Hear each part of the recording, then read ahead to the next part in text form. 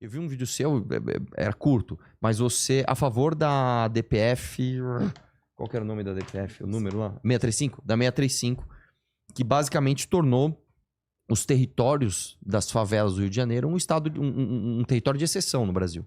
Você pode fazer uma operação policial no bairro de Alphaville, em São Paulo, e você não pode fazer na zona periférica, na zona de favela do Rio de Janeiro. Como é que você vai combater o Comando Vermelho se o Comando Vermelho tá lá? Não, você pode estar na favela. É que tá a discussão. Essa discussão da DPF é uma discussão que eu acho completamente míope e completamente errada. Porque a DPF 635, a tal DPF das favelas, algumas pessoas falam que a polícia não pode fazer operação na favela. Não, pode sim. Pode continuar fazendo. Então até que faz até hoje.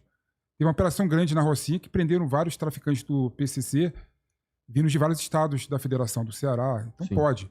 A única questão é que tem que ter autorização e a coordenação do Ministério Público.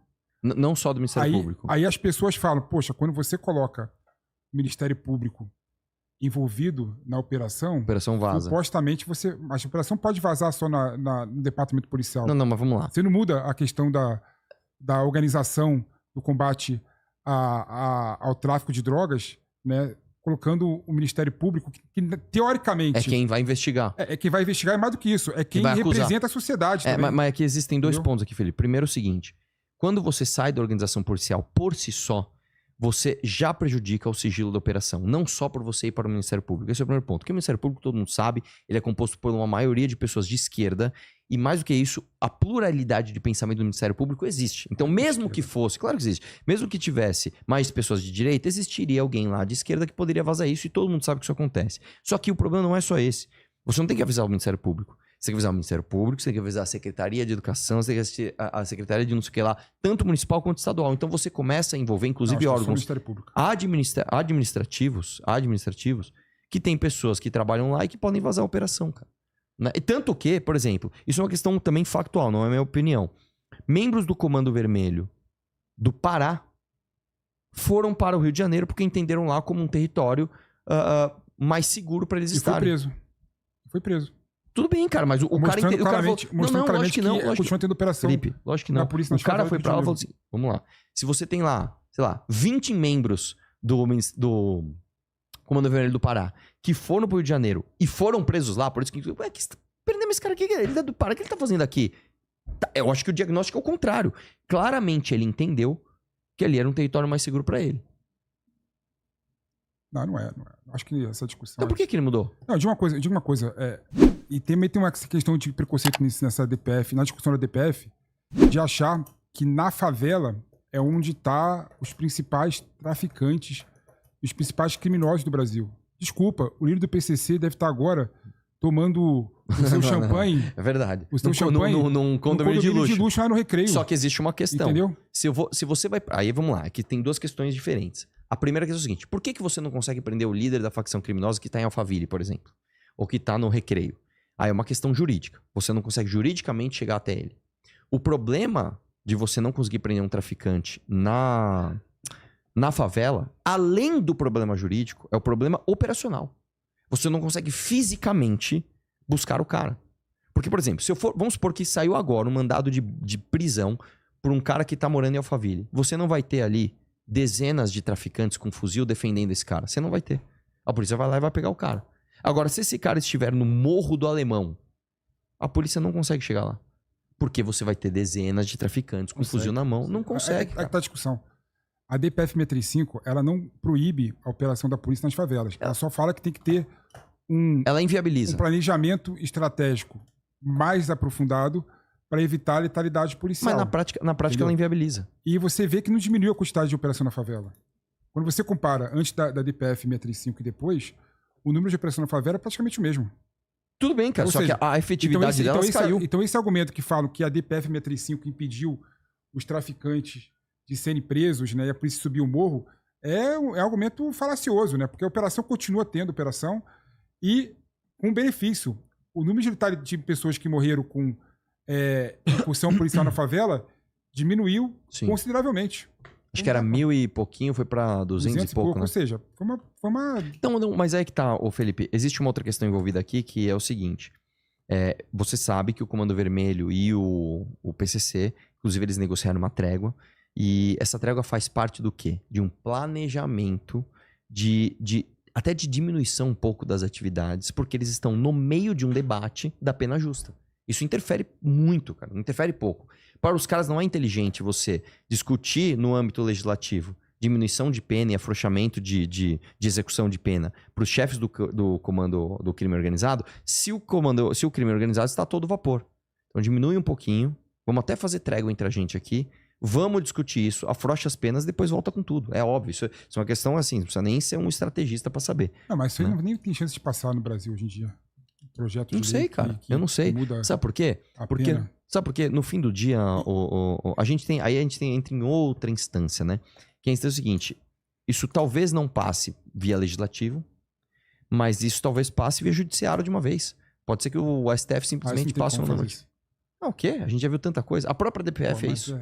Mas mudar uma lei penal que fala de quantidade de pena, prazo, como que calcula a pena de determinado crime, é só lei federal e é muito difícil você mudar isso que não seja pelo legislativo. Mas tem um ponto assim que eu vou relativizar, né? Eu acho que essa discussão, algumas pessoas acham assim, poxa, se você aumentar a rigidez da pena, você diminui o crime. Eu acho que não é verdade. Só isso não. Só isso não. É um conjunto de coisas. Então, até que nos países do mundo democrático, né? Claro que quando você pega país autoritário como a Arábia Saudita, como a Coreia do Norte, como Singapura e outros países, né? Aí não dá para você fazer essa análise. Mas quando você pega, por exemplo, os Estados Unidos, que é considerado um país que tem um sistema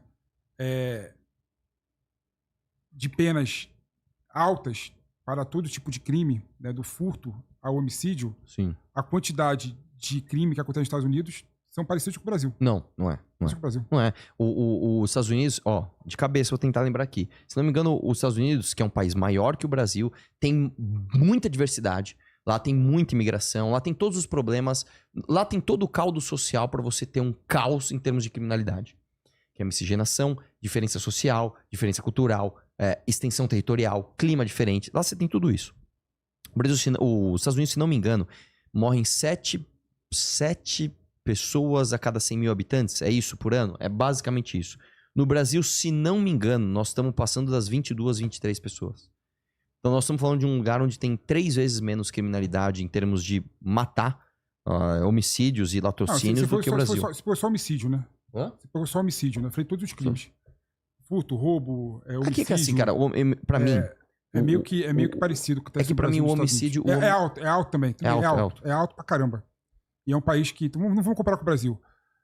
A criminalidade dos Estados Unidos continua sendo muito elevada e muito alta. É um problema a criminalidade dos Estados Unidos. Sim. Mesmo com penas elevadas. Mas os estados que afrouxaram pioraram. Não há correlação entre pena alta e criminalidade. Claro que há. Por exemplo, aí a gente pode pegar 2 exemplos extremos. Você pegar, por exemplo, a Califórnia. A Califórnia está tendo um surto de criminalidade, inclusive de drogas, por uma série de questões. Dentre elas, esse pensamento, e eu não quero ficar jogando na conta ideológica, mas esse pensamento ideológico de esquerda de afrouxamento de pena. Por outro lado, se você pega, por exemplo, clássico exemplo de El Salvador, que é outra realidade. É um país de 6 milhões de habitantes. É meia São Paulo, vamos chamar assim.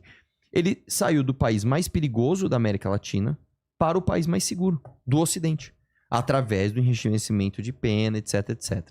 Ali é outra coisa, né? El Salvador é um modelo que não dá para você aplicar em nenhum lugar do mundo, né? E eu não quero replicar 100% não, mas dá para você se inspirar sim. Eles declararam estado de sítio. Quando você pega aquele decreto, de emergência. Quando você pega o decreto lá do estado de sítio deles, dá arrepio em qualquer democrata calma. Clássico. Pera. Né? Não dá para argumentar que lá se aproxima de ditadura. Foi amplamente democrático. Mas quando você pega o decreto de estado de sítio, por exemplo, tem um artigo que fala o seguinte: se você for pego na rua, você vai ser processado e você não tem direito a advogado. Não, calma. Se for pego na rua? As pessoas pegam pessoas nas ruas assim no começo, né? Achando que era criminoso, fazia parte da gangue, levava para prisão. E tem um alto grau de pessoas que estão na prisão atualmente em El Salvador que são inocentes. Não. Essas pessoas foram soltas. Vamos lá. Mas foram presas primeiro. Não. O que aconteceu em El Salvador? Se elegeu o Bukele com esse discurso mais radical de ter que prender bandido, tem que enfrentar a facção criminosa. Quando ele se elegeu, se não me engano, foi 2019, ele não tinha a maioria do Congresso, porque lá é diferente, né? Lá a eleição não é presidente e Congresso junto, é presidente e, se não me engano, o Congresso é de 5 em 5 anos, então as eleições não convergem. Ele ganhou a eleição sem o Congresso, e ele tentava passar as medidas e não conseguia passar as medidas. O que ele fez em termos autoritários? Nada. ele esperou a próxima eleição. Na outra eleição, eu não vou lembrar agora, acho que foi 2021, ele ganhou a maioria do Congresso. Através dessa maioria, ele declarou esse estado de exceção que tem de necessariamente ser aprovado mês a mês, todo mês. É como se eu fosse pagar uma conta de luz todo mês e falar, Felipe, preciso do dinheiro esse mês. Você me dá? Dou, paga a conta. Mês que vem, Felipe, tem que pagar a conta de novo. Me dá, me dá. E a população tem aprovado esse estado de exceção para que ele faça isso. No começo, o que ele fez? Construiu o Secote, um presídio gigantesco, sem nenhuma regalia, enfiou gente lá dentro, gente que era e gente que não era de facção criminosa. Em pouco tempo, eles identificaram as prisões que eram erradas e tiraram aquelas pessoas de lá. Essas pessoas... Prenderam primeiro. Hã? Prenderam primeiro. Prenderam primeiro. Essas pessoas que foram presas, tem entrevista, inclusive do Renato, dessas pessoas falando, eu apoio o que aconteceu, inclusive comigo. Porque antes eu saía na rua e você tinha, se não me engano, 68% do território de El Salvador dominado por facções criminosas e hoje, basicamente, não.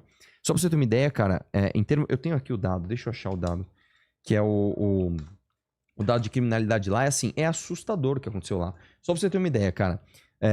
Lá você tinha uma taxa de homicídios, olha só, comparando, tá?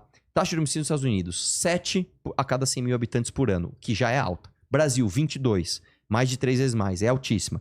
Lá em El Salvador, você tinha uma taxa de 103 pessoas a cada 100 mil habitantes sofrendo homicídio por ano. Hoje você tem uma taxa de 1,9. Então, cara, lá é um caso tão à parte, tão exemplar do ponto de vista de combate a crime organizado, que eu acho que assim, claro, não dá pra replicar porque o país aqui é um país continental, mas dá pra você se inspirar e falar o que esses caras fizeram, vamos tentar aplicar aqui, porque é inacreditável o que ele fez. O que ele fez em El Salvador, cara, tem uma aprovação popular gigantesca, cara, não tem o que falar. A aprovação popular não mostra que o país é democrático ou não. Não mesmo, a China tem aprovação popular e eles são uma ditadura. Não. E aprovar medidas legislativas de forma aparentemente democrática também não faz um país ser democrático. Depende. Haja vista o que aconteceu na Venezuela na época do Chávez. Entendeu? Calma lá. Então você colocar, por Venezuela exemplo... é outra história, você colocar, por exemplo, a questão do El Salvador, que o Bukele conseguiu, por meio do Congresso, né, renovar mensalmente o estado de emergência, né, para ele ter poderes amplos para continuar combatendo a criminalidade como ato democrático. Se eu transpor isso para a Venezuela, eu falo, então a Venezuela também foi democrática. Não. Porque a Venezuela, o Chávez mudava toda hora a Constituição, fazia leis e para ficar ainda mais no poder, tinha referendo que a população avalizava isso, era aprovado pela população amplamente, a população amava o Chávez, né? Então não é por aí Felipe, que você defende que é questão democrática Felipe, ou não. Vamos lá. Agora, a crítica, só batendo, claro. A crítica a medida do Bukele, que é claro, quando você tem um governo mais autoritário, é muito mais fácil você instaurar a ordem, né? combater a criminalidade. Esse é o modelo que você quer? Eu estou tentando pegar o decreto do estado de sítio. Tem um artigo que fala claramente, cara, que a pessoa ela é pega, se tiver algum ato suspeito, não pode chamar um advogado, né? Qualquer país democrático ocidental, a figura do advogado é central para a defesa do processo judicial, é central para a defesa da democracia e do Estado de Direito. A partir do momento que você tira o advogado da jogada, sim, na minha opinião, isso é um ato ditatorial, um ato autoritário. E o Bukele fez isso. São duas questões diferentes. A primeira é o seguinte, não dá para comparar El Salvador com a Venezuela. Não dá. As últimas eleições, inclusive da Venezuela, a urna em si foi fraudada. Eu tô falando é o extremo.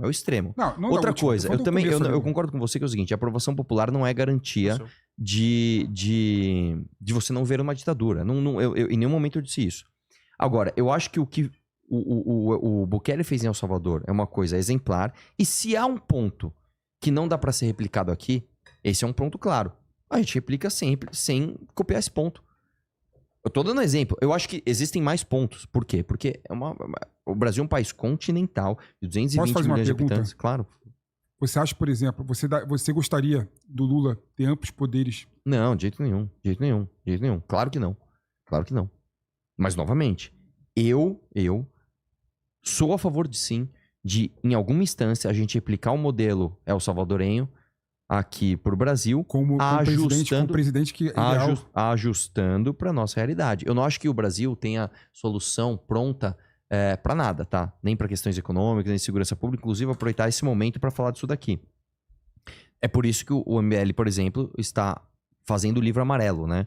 O livro amarelo, esse aqui eu trouxe pra você, Felipe, é o primeiro fascículo, que é basicamente o seguinte, é onde estamos, né? Tem o segundo fascículo, que é como chegamos até aqui, tem o terceiro fascículo para onde a gente está indo, que talvez seja o mais interessante, e a gente está querendo, com esse conjunto de livros, fazer um projeto sob medida para o Brasil. Como assim? Vou dar um exemplo. Você tem uma casa, comprou um apartamento. É melhor você ir numa loja de móveis, sei lá, Marabras, e comprar o móvel que é igual no Brasil inteiro para tua casa, ou é melhor você fazer um sob medida? Você fazer um sob medida. Para um projeto legislativo para o seu país e executivo, não dá para você pegar modelo nenhum do mundo e replicar aqui. Não dá para você ser liber bobo e falar, cara, vamos replicar o modelo americano. Dá um Ctrl-C, Ctrl-V na Constituição americana e traz pra... Não dá certo. Ah, vamos fazer isso com El Salvador. Não dá. Eu acho que dá para se espelhar no que ele fez. A gente pode discutir mais isso. Acho que tem que criar um secote aqui. Acho que tem que ir atrás de membro de facção. Acho que tem que aumentar a tipificação penal para todos os crimes ligados ao crime organizado. Beleza. Mas, por exemplo, essa parte de você ser preso na rua e você não ter direito a advogado, não dá para replicar aqui, por exemplo. Né? Então, isso é um dos exemplos. Mas a gente tem que fazer um plano sob medida para o Brasil. O MBL está tentando fazer isso. É pretensioso? É. É ambicioso? É. É difícil demais, cara. Vocês me a gente está tendo que consultar especialistas, não só pessoas de alto teor acadêmico, mas a população mesmo, para tratar de temas que a gente nunca tratou nessa profundidade. Qual é o planejamento de cultura para o Brasil que a gente tem? Qual é o planejamento de turismo que a gente tem para o Brasil? E vou fazer um elogio até um cara que você gosta. O Ciro Gomes, eu discordo do plano dele para o Brasil, mas pelo menos ele tem um. Pouquíssimas pessoas no Brasil tiveram um plano para o Brasil. Vamos citar aqui, Enéas, Maluf. O Maluf tinha um plano para São Paulo. Posso discordar, mas ele tinha. Ciro Gomes, eu discordo do plano dele, mas ele tem. E o resto? O resto é um bando de político do centrão que fala o que a pessoa quer ouvir naquele momento e fala amenidades, platitudes e se elege. A gente quer fazer o contrário. A gente quer fazer um guia escrito do que a gente quer para o Brasil e nós vamos seguir aquilo lá. Um vereador do MBL no Amapá, lá em Macapá, ele vai seguir isso daqui. Um governador do MBL, sei lá onde, vai seguir isso daqui. O presidente e os ministros vão seguir isso daqui. Então, vou dar esse fascículo aqui para você. Ótimo. Espero que você goste. Se você gostar, depois você me avisa, eu te trago os outros dois. Ô, Felipe, porque a gente tem que você estudou em Harvard, não foi? Foi. O quê? O livro amarelo do Raia? Não, mas não por causa disso. Não foi por causa disso. Não por causa disso. Vou te dar também o meu livro, Javier com J, Não tem romance. não tem livro vermelho, não? Só amarelo? Só amarelo. Que, aliás, só pra você ter uma ideia. Isso aqui tem tudo a ver com o tema que a gente tá falando, tá? Isso aqui representa um menino periférico olhando pro Cruzeiro do Neymar, tá? Você pode tirar o Cruzeiro do Neymar pra colocar um show do Uruan. É basicamente a crítica que a gente faz. É isso. Vou te dar uma revista Valete, o Faroeste Brasileiro. E vou te dar uma revista Valete do Bukele, que inclusive tem gente que escreve aqui contra o regime de Bukele, tá? Que legal. Espero que você goste do nosso material, cara.